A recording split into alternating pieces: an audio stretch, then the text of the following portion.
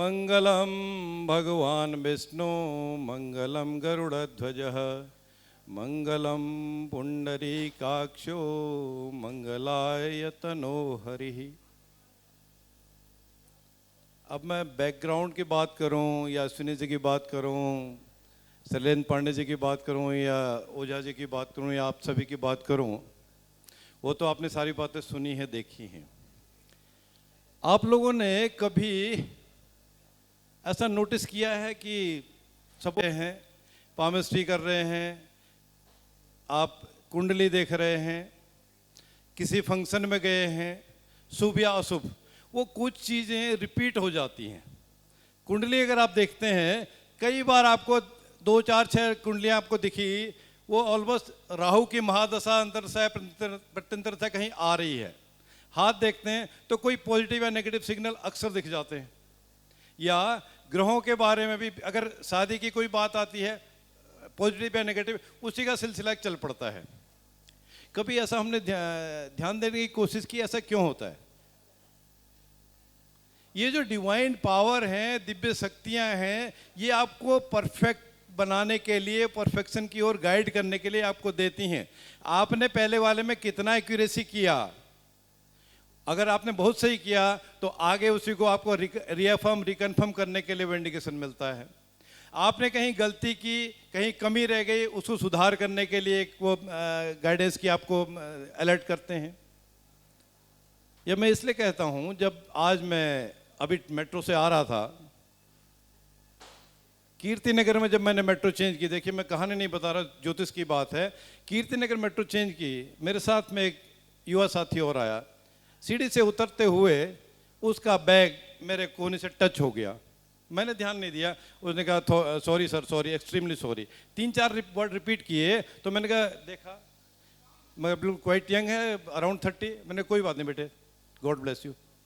फिर थोड़ा आगे जाके मैंने उसी से पूछ लिया, भाई ये पीरागढ़ी वाली मेट्रो? कहते ये मैं वहीं जा रहा हूँ, चलिए। वो आ गए और मुझे यहाँ तक छोड़ गए, उसको बहादुरगढ़ जाना था। अब वजह क्या थी जो हमने बात की, उसका लग्न में गुरु शुक्र राहु स्थित है, तुला लग्न है, सप्तम भाव में केतु आ गया, ये लग्न की बात थी। और उसकी महादशा भी राहु में शुक्र की चल रही है। चलिए, अब कुछ बात करते हुए उसने मेरे बारे में पूछा, मैं कहा बेटे मैं तो रिटायर्ड आदमी हूँ। वेरी गुड, मैं रिटायर्ड आदमी हूँ। तो उसने कहा, बात करते हैं, मैं आप क्या करते हो? कहते अंकल मेरे पास तो अभी कुछ नहीं है। जब वो देखते हुए मैं उनका अंगूठा या हाथ की पोजीशन देख पाया, जो देख पाया, हाथ बहुत हैवी था, अंगूठा भी मोटा और सीधा लगता था।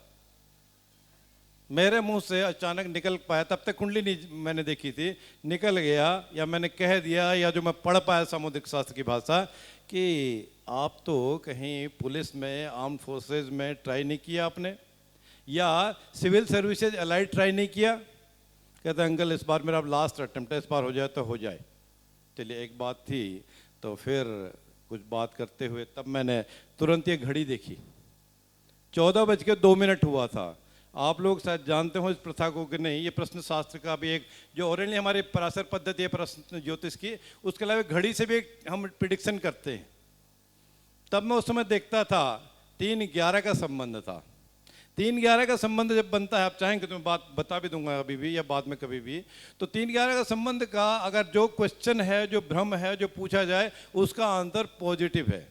मैं कहा बेटे तुम्हारे सफल होने की पूरी संभावना है, लेकिन मेन आईएएस शायद ना हो, आईपीएस की तो मैं नहीं जानता। वजह थी द्वादश भाव में सूर्य विराजमान थे।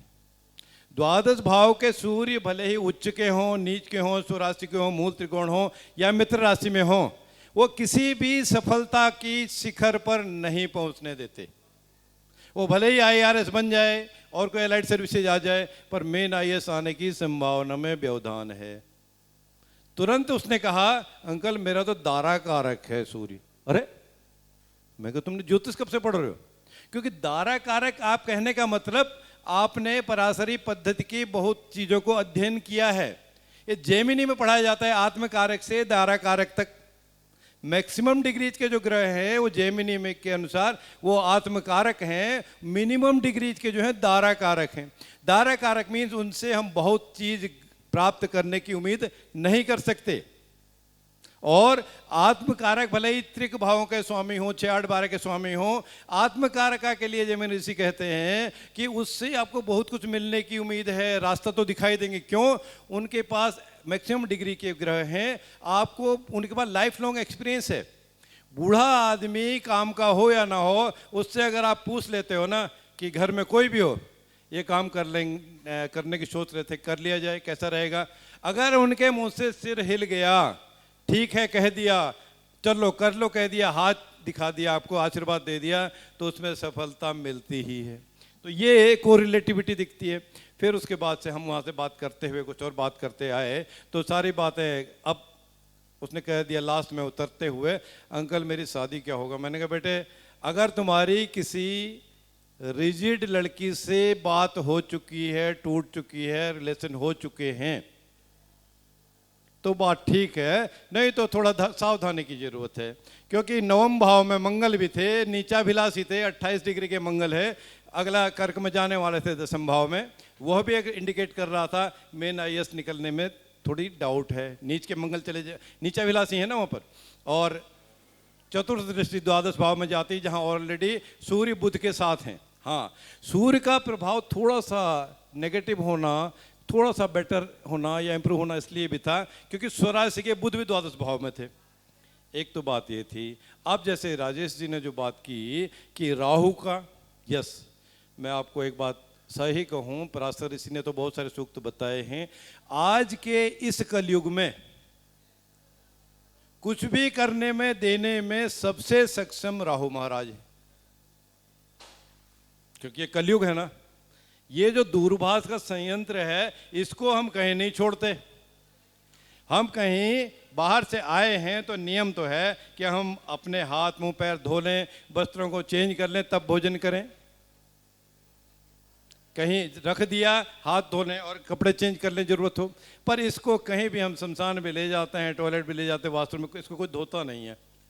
ये दूषित अवस्था है, दूषित बात करता है, सबको दे रहा है। राजेश जी ने तो इतना ही कहा कि सिरहाने से दूर रख दो। मैं तो कहता हूँ कि जब आप शयन कक्ष में जाएं, आराम करें, या कोई किसी चीज में कंसंट्रेशन कर रहे हो, पूजा में भी, तो इस यंत्र संयंत्र को दूर रख ही देना चाहिए। हाँ, आपने स्लो ऑफ कर दिया या इसको उसका वॉल्यूम कम कर दिया तो कभी जरूरत तो पड़ती है, पता चला आपने ऑन नहीं किया और रह गया, तो ये राहु का प्रकोप है, प्रकाश है। अब मुझे जब रोकना होगा रोक लीजिए, नहीं तो मैं कंटिन्यू करता रहूँगा फिर, ठीक है। तो तब हम राहु की बात कर रहे, तो उसको जब बताया मैंने, कभी ऐसा कोई अगर रिजिडिटी वाली बात होती हो मैरिज के रिलेशन में, तो आप उसका ध्यान देना। सप्तम भाव में बिना किसी प्रभाव के केतु महाराज थे। अगर गुरु या सूर्य या शुक्र की लग्न से उसको दृष्टि आ भी रही थी तो नेगेटिव ही दे रहे थे। चलिए, अब दूसरी बात, न्यूमरोलॉजी की तो जो जितना उन्होंने कर दिया सुनीत जी ने या पांडे जी ने कुछ उसको सब्सटेंशिएट कर दिया। मुझे तो न्यूमरोलॉजी नहीं आती है ना, मुझे 1+1 की भाषा तो समझ में आती है, वो हम वास्तव में यूज करें या ये शारीरिक लक्षणों में आप बात करें, सामुद्रिक शास्त्र जो है ना, तो अब उसको हम कैसे यूज करें, कैसे प्रयोग करें। जैसे मैंने देखते हुए आते हुए आइडिया लगाया, तो आप भी बिल्कुल सतर्क हो सकते हैं अपने लिए। कम से कम आपको पामिस्ट्री आती ही बहुत अच्छा है, आप आपका पार्टनर ही क्यों ना हो, आपके बच्चे ही क्यों ना हो, आपके पेरेंट्स ही क्यों नहीं हो, अगर उनकी स्किन या हथेली सॉफ्ट है, अब सॉफ्ट कैसे देखेंगे, ये हमको हमेशा दिमाग में रखना है। मेल और फीमेल की स्किन में थोड़ा डिफरेंस होता है, चाहे मेल कितना ही कमजोर हो या हेल्दी क्यों ना हो, या फीमेल कैसा भी हो, फिर भी हथेली में कुछ सॉफ्टनेस रहती है। इसको ध्यान रखें। तो जैसे ही जिसकी सॉफ्ट है, जितनी ज़्यादा सॉफ्ट है वो जातक जातिका उतना ही मिलनसार है, या आपकी बात को सुन लेगा, सुन लेगी, या मान जाएगा, या मानने की प्रवृत्ति होगी। और ये अगर टफ है, हार्ड है, हार्श है, कोर्स है, तो उससे आप बात करें या ना करें, वो आपकी बात कम ही सुनेगा, कम ही सुनेगी, या अपनी बात को बढ़ा के ही रखेंगे। ये एक पाम का एक नियम है। लेकिन अब दूसरी बात, कुछ लोग मुस्कुरा भी रहे हैं, कुछ हंस भी रहे हैं। हाँ, हमको देश काल पात्र परिस्थिति का ध्यान रखना होगा। मैं क्या काम करता हूं, आप क्या काम करते हैं, वो भी डिपेंड करेगा। एक जो लेबर क्लास का आदमी है, वो कुछ भी है, मेल या फीमेल, उसका स्किन कोर्स ही होगी, टफ ही होगी। फिजिकल काम करने वालों का हाथ हथेली थोड़ी सी हार्ड ही होती है, हार्श ही होती है। और एक कोई दूसरा सीट का काम करते हैं, बैठने का काम कर रहे हैं, कंप्यूटर का काम कर रहे हैं, एजुकेशन पढ़ाने का काम करते हैं, तो कंपैरेटिवली सॉफ्ट होता है। दूसरी बात आप देखिए कि अब अगर आप पढ़ पाते हैं, हालांकि साइज का पता करने के लिए थोड़ा समुद्री ज्ञान हमको डिटेल में पढ़ना ही पड़ता है। हथेली ही अगर छोटी दिख रही हो या उंगलियां छोटी दिख रही हो, छोटा दिखना ये हथेली और ये उंगलियां, ये इंडिकेटर है कि उस जातक जातिका में, उस इंसान में कुछ न कुछ जल्दीबाजी करने की टेंडेंसी है। वो डिस्पोज कर देगा, डिस्कार्ड कर देगा, यस या नो में, दिस वे और दैट वे। और दूसरी बात, अगर अंगूठा उसका छोटा दिखता हो तो उसमें पेशेंस बहुत कम है, या लेवल ऑफ इंटेलिजेंस, आप अदरवाइज ना लें, किसी का ऐसा होता हो। बाकी हम क्योंकि और चीज़ भी कोरिलेट करनी होती है, लेवल ऑफ इंटेलिजेंसिया कम होता है। और अगर ये कहीं अंगूठा सीधा हो बिल्कुल, तो वो आपकी बात तो फिर बिल्कुल भी नहीं सुनेगा या सुनेगी, भले ही उसकी स्किन हथेली की कितनी सॉफ्ट क्यों ना हो, उसमें अड़ियलपन है। इसलिए उस पर आप माथा मारो या ना मारो, कोई फायदा नहीं, वो सुनने वाला नहीं है किसी भी हाल में। ये पामस्वी की बात। अब अगली बात देखें, आप देखना चाहें तो एक प्रैक्टिकल बता रहा हूं, देख लीजिए। अपने नाखून देख लीजिए आप, जिसके नाखून बड़े हैं, जिसके नाखून छोटे हैं, और जिसके नाखून गोल हैं, तीन कैटेगरी बता रहा हूँ, बड़े, छोटे, गोल। बड़े छोटे का आइडेंटिफाई आप कर पाएँ या ना कर पाएँ मैं नहीं जानता, और गोल का आप आइडेंटिफाई कर पाएंगे। हाँ, एक कलर से भी हम बात होती है। कलर की बात मैं इसलिए नहीं की कि लेडीज़ की मैक्सिमम मेरे को लगता है 100% वो कुछ न कुछ पेंट लगाया होगा। आप कहेंगे तो बताता हूँ उसको। नहीं तो गोल नाखून अगर किसी के भी है, गोल नाखून का मतलब वो जातक जातिका लक्की हैं, उनके ज़िंदगी में कोई न कोई काम जैसे भी बनना हो बन जाता है। उसमें अगर बिगड़ा हुआ काम भी हो, ना होने वाला भी हो, रास्ता बन जाता है। गोल नाखून वाले को लक्की कहते हैं। गोल जो एकदम ये वाला गोल नहीं है ना, लगता हो गोल, लगता हो गोल, ठीक है। तो ये बात यहाँ तक थी। और एक बात और कहते हैं, कुछ सिग्नल मुझे मिल रहा है, रुकूं, कलर की और बात कर दूं बस। कलर का हमको ध्यान रखना पड़ेगा। देश काल पात्र परिस्थिति, हमारा स्किन कैसा है, उसके कंपैरिजन में हम हथेली का भी कलर देखेंगे, नाखूनों का भी कलर देखेंगे।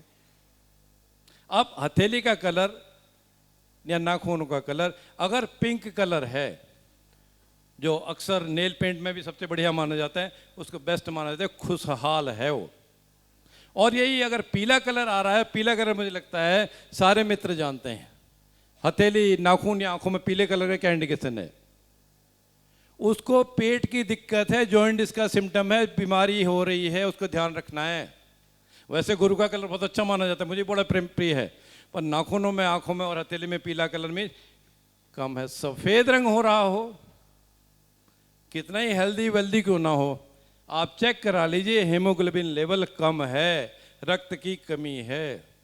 और रेड कलर अगर हो रहा हो तब हाई लेवल ऑफ एग्रेशन है, अर्थात उनका जो बीपी है ना बढ़ा ही है। और अगर काला या नीला रंग होता हो, काला नीला रंग चोट लगने से ना हो, नॉर्मल हो, तो उनको कहीं लंग्स क्लियर नहीं है। छोटा सा मैंने इंडिकेशन आपको सामुद्रिक शास्त्र की देने की कोशिश की, बहुत ध्यान से आपने सुना।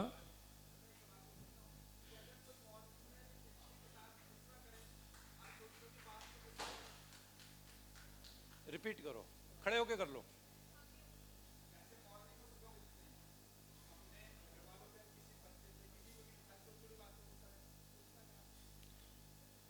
मैं गुस्सा करूंगा तुम अपना बिगाड़ करूंगा ना सबसे पहले। अपना बिगाड़ सबसे पहले मैंने कर लिया तो अपना दिन खराब कर लिया मैंने। और जिस पे हम गुस्सा करूंगा उनका असर क्या होगा, चाहे आपकी पत्नी हो, आपके पिताजी हो, माताजी हो, बच्चे हो, भाई हो, कोई भी हो, वो कितना ही आपसे प्यार करते हैं, उसका रिजल्ट क्या होगा, कहाँ जाओगे आप। तो सबसे पहले कंट्रोल करना ही चाहिए। उसके लिए एक छोटा सा उपाय, एक सिप पानी का आप पी लो कभी भी जवाब कर देने से पहले। नहीं पानी है कोई बात नहीं, जो आपके लार है लार को निगल लो, तब आप रिएक्ट करो या एक्ट करो या बात करो। क्योंकि लार में कुछ आपको किसी को नहीं लग रहा, पैसा नहीं लग रहा, पता भी नहीं चल रहा, लार को निगल लो फिर आप जवाब दो। और गुस्सा करना अच्छा तो नहीं है ना। उसके लिए जो भी उपाय है, हालांकि आपके जो कपड़े हैं ये गुस्सा देने और दिलाने वाले कपड़े अभी तक नहीं दिख रहे हैं, तीनों चीज़ें, जूते भी, पैंट भी, शर्ट भी। धन्यवाद, साधुवाद, जय श्री राम। सर ने इतनी प्यारी बातें हमें बताई और मैंने बहुत नोटिस कर रही थी कि सभी लोग इतना ध्यान से सुन रहे हैं एक एक चीज़। और सब जब सर बोल रहे थे अपना थंब देखो तो सबके थंब ऐसे थे, सब ऐसे देख रहे थे, इवन मैं भी ऐसे देख रही थी, कितना मुड़ता है ना। सबका ध्यान एकदम इतना केंद्रित था सर की बातें सुनते हुए। I am very very impressed और बहुत अच्छा लगा सर, आपने बहुत अच्छी अच्छी बातें हमें बताई। हम सर का सम्मान करना चाहेंगे और इसके लिए मैं इनवाइट करना चाहती हूँ मिस्टर अश्वनी गौतम सर को, अरुण अग्रवाल सर को, शुभम बंसल सर को, रितेश गुप्ता सर को। प्लीज़ सर को आप, please sir, welcome sir. Trilok sir को भी मैं वेलकम करना चाहूँगी और हम सर का तहे दिल से धन्यवाद करते हैं कि सर हमारे यहाँ पर आए, अपना कीमती समय दिया और इतनी शिद्दत से सर बताते हैं ना कि बस लगता है कि सर सारी नॉलेज हमें देना चाहते हैं, सारा ज्ञान हम पे उड़ेलना चाहते हैं। आपने तारीफ की, मुझे भी उम्मीद है कि वास्तव में दिल से की होगी। कभी अगर मूड बनता हो, जानना चाहते हो, सीखना चाहते हो, सुनना चाहते हो, तो मेरा YouTube चैनल भी आप देख सकते हैं। पामेस्ट्री के आपको 35-40 उसमें वीडियो मिलेंगे, DR डॉक्टर ललित पंत करके। और अदरवाइज भी पेड या फ्री, जैसा भी अगर आप चाहते हैं, सीखना चाहते हैं जो वास्तव में, तो आई एम अवेलेबल। और नेक्स्ट मंथ हम एक प्रोग्राम भी करने जा रहे हैं, आप अश्विनी जी से उसमें संपर्क पर हैं। आपसे मैं अपनी तरफ से इनवाइट कर रहा हूँ, बाकी डिटेल आपको अश्विनी जी देंगे। ठीक है, धन्यवाद।